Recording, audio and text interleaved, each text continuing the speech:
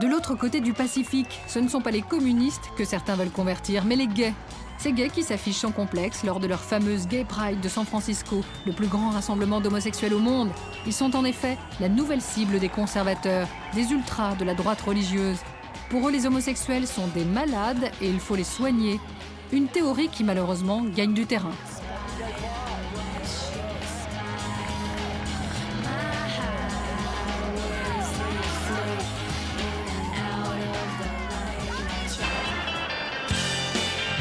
Seattle, au nord de la côte ouest, c'est la 3e communauté homo des États-Unis.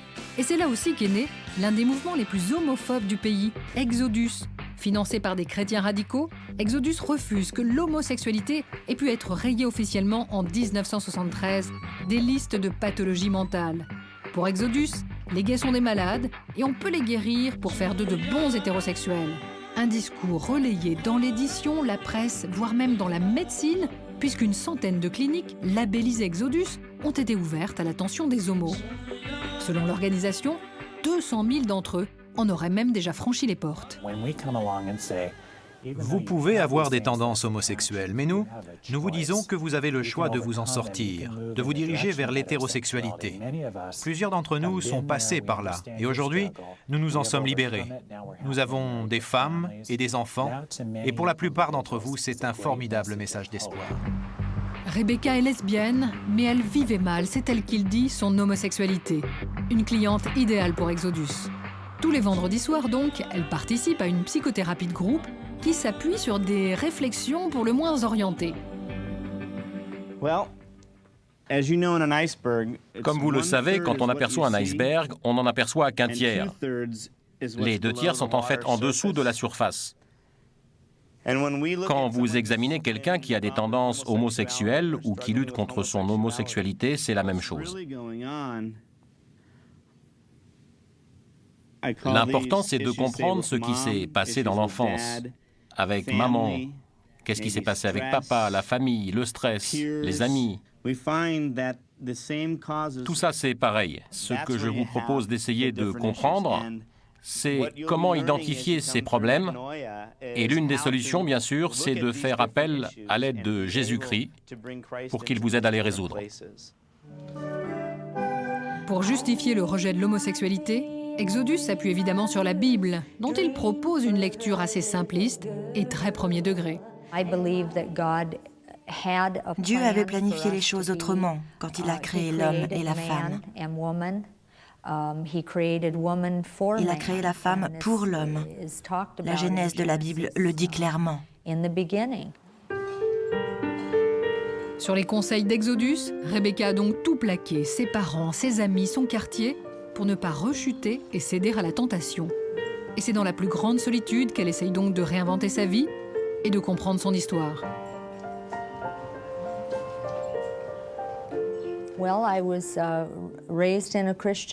J'ai été élevée dans une famille chrétienne. J'ai rencontré mon mari quand j'avais 16 ans. À 18 ans, nous étions mariés. À 23 ans, nous avions 2 enfants. Notre mariage a duré 13 ans jusqu'à ce que j'abandonne ma famille pour devenir lesbienne.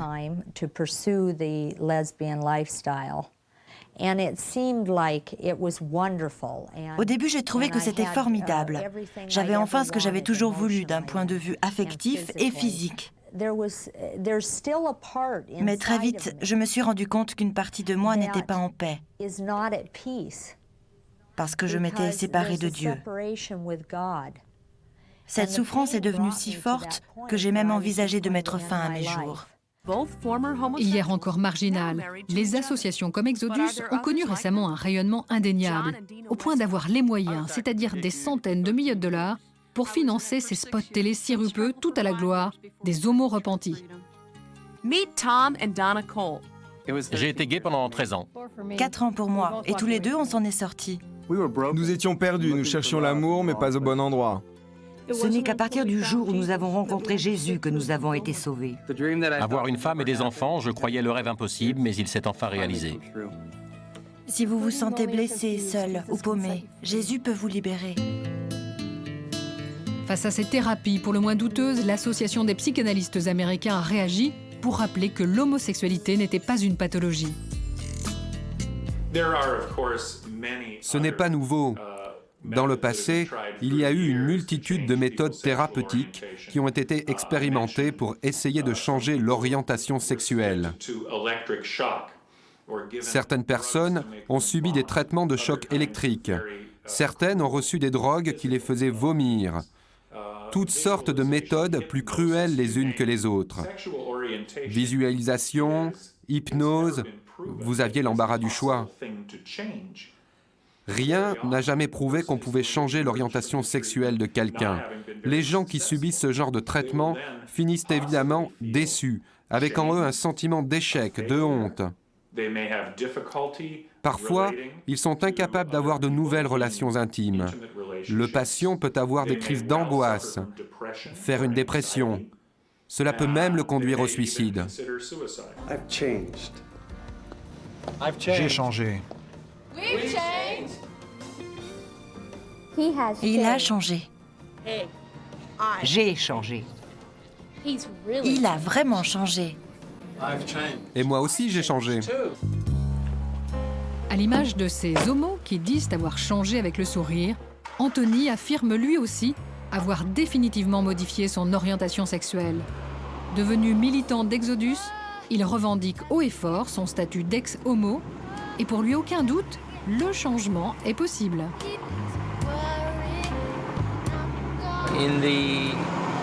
À l'époque où j'étais homosexuel, j'avais des centaines d'amants. Je couchais avec n'importe qui. Je sortais dans toutes les boîtes de New York. Puis à 26 ans, Dieu m'a libéré de mon homosexualité. Il m'a dit que si je continuais, j'allais mourir du sida. Et grâce à l'aide de Dieu, et bien sûr en suivant la thérapie de l'organisation Exodus, j'ai réussi à m'en sortir. Ça a été aussi difficile que de décrocher de l'héroïne. Ça a été la plus grande épreuve de ma vie. Homosexuel pendant 10 ans, Anthony vit aujourd'hui, après 2 ans de thérapie Exodus, dans un pavillon de banlieue, entouré de sa femme et de ses enfants. Anthony a rencontré son épouse, Diane, à une messe de minuit. Elle a décidé de relever le défi, épouser un ancien homo susceptible de renouer avec ses vieux démons.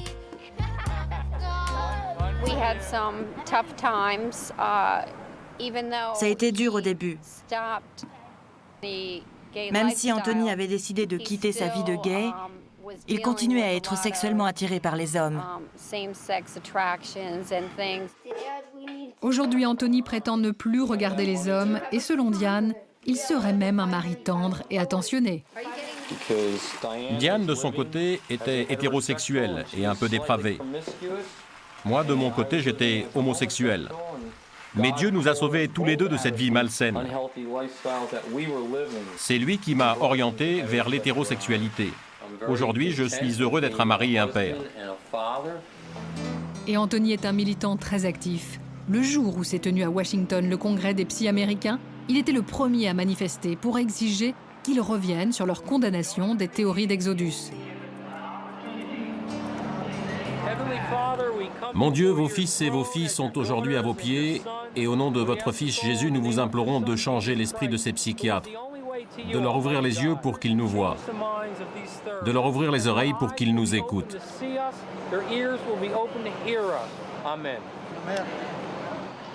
Nous sommes un groupe d'ex-homos et nous voulons vous faire savoir que nous avons besoin du soutien des psychiatres. Nous sommes là pour vous prouver qu'il est possible de se débarrasser de son homosexualité. Grâce au pouvoir de Jésus et grâce à une bonne thérapie chrétienne. Mes pulsions homosexuelles ont presque disparu.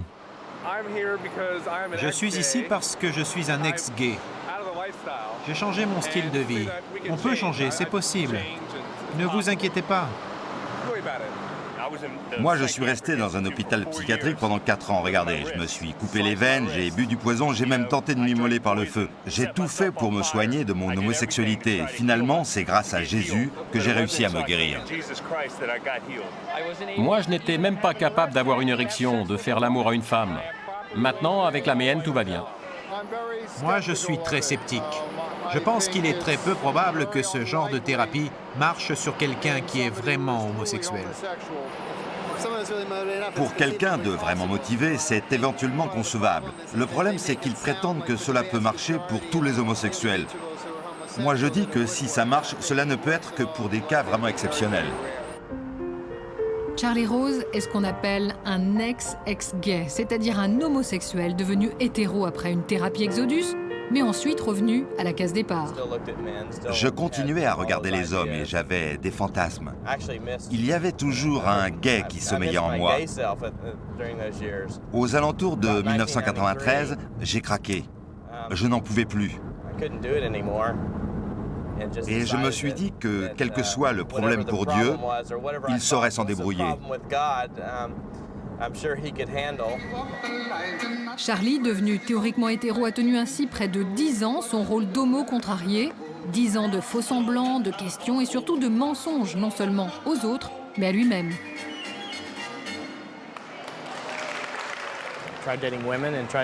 J'ai même essayé de sortir avec des femmes et évidemment, cela n'a pas marché. J'ai souffert de dépression tellement j'étais frustré. Je n'en pouvais plus de jouer la comédie et d'essayer de me convaincre que j'étais quelqu'un d'autre. Finalement, je me suis dit, là, c'est terminé. Je n'en peux plus. Si cela doit être comme ça pour le reste de ma vie, faire semblant d'être quelqu'un d'autre pour faire plaisir à la société, non. Ils peuvent oublier. Nous voici ici à Dallas, l'une des villes les plus conservatrices du sud du pays. Cette cathédrale gay est un pied de nez aux conservateurs. 75 mariages homo y ont déjà été célébrés. Financée par des dons individuels, la Gay Church espère développer un contre-pouvoir capable de concurrencer les discours radicaux d'Exodus. Son credo, on peut avoir la foi et être homo.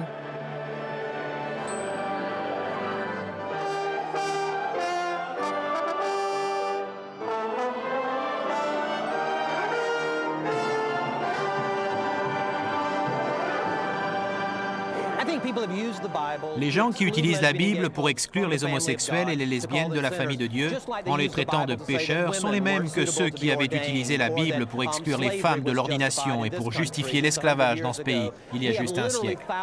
Ici, nous avons des milliers d'ex-homos et qui ont soi-disant changé avec la thérapie Exodus. Et puis quand ils se sont vraiment regardés en face, ils étaient toujours homos. En fait, je ne connais personne qui ait réellement changé d'orientation sexuelle. Je connais des gens qui ont changé leur comportement. Ça, c'est leur choix. Cependant, je ne vois pas de raison de faire ça si vous comprenez bien que les homosexuels sont autant les enfants de Dieu que les hétérosexuels.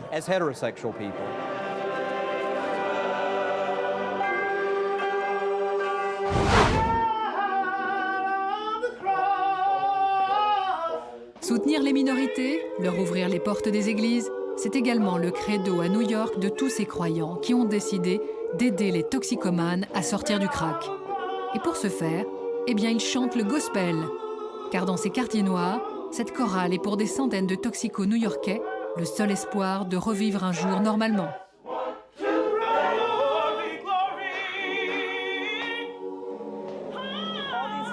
Toutes ces années, ça a été l'enfer. Je peux vraiment dire que j'ai vécu l'enfer et que j'en suis sortie. Mon seul but maintenant, c'est de planer. Enfin, je veux dire uniquement sur le plan du bonheur. Assez de ces fausses illusions, tentations et autres déceptions. Le bonheur, c'est tout ce que je veux maintenant.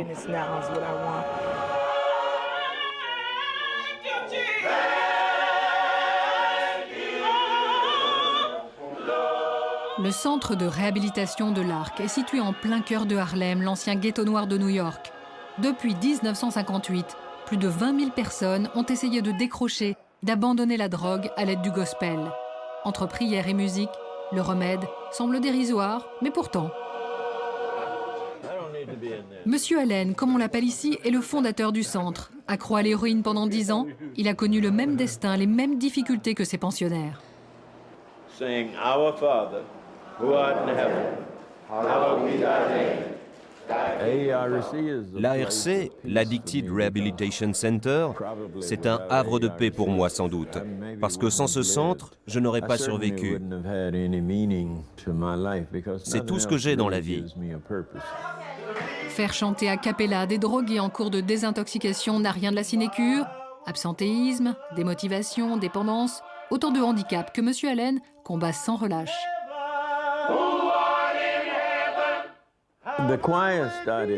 La chorale a commencé avec 6 ou 7 personnes. Nous sommes allés dans une église pour demander la permission de chanter et parler de nos problèmes d'argent, mais ils ont refusé. Alors je suis revenu avec les 150 types qui vivaient au centre à l'époque. Et quand ils nous ont vus débarquer, ils nous ont laissés rentrer et chanter. Ça a été le plus beau concert de toute ma vie. Je crois que Dieu était avec nous, car jamais aucun de nous n'avait si bien chanté. À la fin du service, nous avions récolté $400. Et là, je me suis dit qu'en continuant comme ça, nous pouvions trouver l'argent qu'il nous fallait pour faire vivre le centre.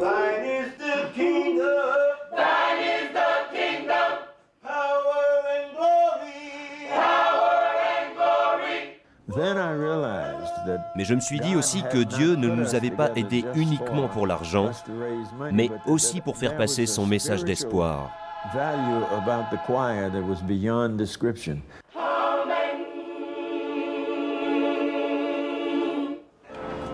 Reggie Williams, à l'arc, est celui qu'on appelle quand un membre de la chorale ne donne plus signe de vie. Inquiétude ce matin à propos de Sonny, le vétéran de la chorale absent depuis 3 jours. Sonny chantait à l'arc depuis 20 ans. Fragilisé par des années d'accoutumance à l'héroïne, il a quitté le centre il y a quelques semaines pour vivre dans une maison de retraite, malheureusement sans surveillance médicale.